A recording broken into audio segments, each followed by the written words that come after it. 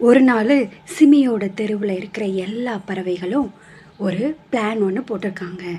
அது என்னன்னா, நம்ம எல்லாரும் சேர்ந்து ஒரு நாள் ரொம்ப ஒரு அழகான பிளேஸ்க்கு நம்ம டூர் போகலாம் அப்படின்னு சொல்லியிருக்காங்க.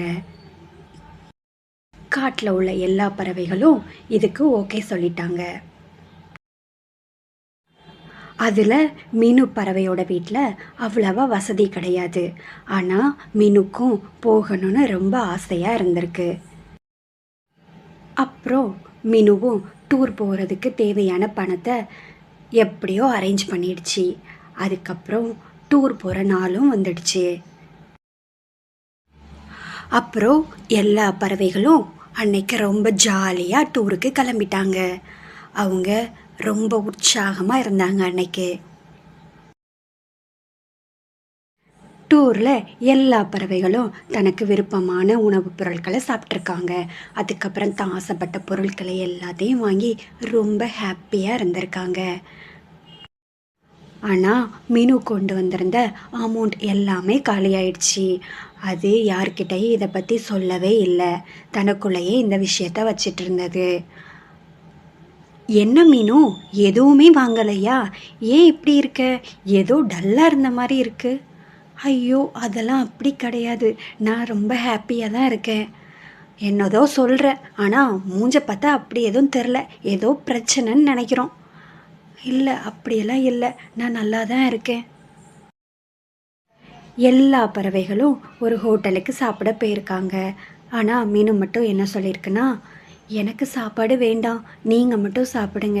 எனக்கு ஏதோ பசிச்ச மாதிரியே தெரியல, சாப்பிடணும்னு தோணவே இல்லை. என்ன மீனு நீ இப்படி சொல்கிற? இல்லை மீனு, நீ கண்டிப்பாக சாப்பிட்டே ஆகணும். உன் மூஞ்ச பார்த்தாலே சரியில்லை, ரொம்ப டல்லாக வேற இருக்க. இந்தா ஏதாவது வந்து சாப்பிடு அப்படின்னு எல்லாருமே சொல்லியிருக்காங்க. ஆனால் மீனு தன்கிட்ட பைசா இல்லாததுனால தான் சாப்பிட மாட்டேன்னு சொல்லிக்கிட்டே இருந்திருக்கு. அதுக்கப்புறம் எல்லா பறவைகளும் அதை வற்புறுத்தி சாப்பிட வச்சிட்டாங்க. அதுக்கப்புறம் சாப்பாட்டுக்கான பில்லு பே பண்ணும்போது மீனு ரொம்ப அழ ஆரம்பிச்சது. ஏன் மீனு இப்படி அழுதுட்ருக்க? என்னாச்சு சொல்லு. இல்லை, என்கிட்ட அமௌண்ட்டு கிடையாது, அதனால தான் நான் சாப்பிட மாட்டேன்னு சொன்னேன். இப்போ என்கிட்ட பைசாவே இல்லை, நான் எப்படி பே பண்ண முடியும்? அட, இதுதான் விஷயமா? இப்படி சொல்லியிருந்தா நாங்களே வந்துட்டு உனக்காக பே பண்ணியிருப்போம்ல. உன் தேவைகள் எல்லாத்தையும் நாங்களே பார்த்துருப்போம். இதையே எங்ககிட்ட சொல்லவே இல்லை அப்படின்னு சொல்லிட்டு எல்லா பறவைகளும் மீனு சாப்பிட்ட பில்லை பே பண்ணியிருக்காங்க. அது மட்டும் இல்லை, டூர் போயிட்டு வர்ற வரைக்கும் உள்ள எல்லா செலவுகளையும் எல்லா பறவைகளும் ஷேர் பண்ணி பார்த்துருக்காங்க.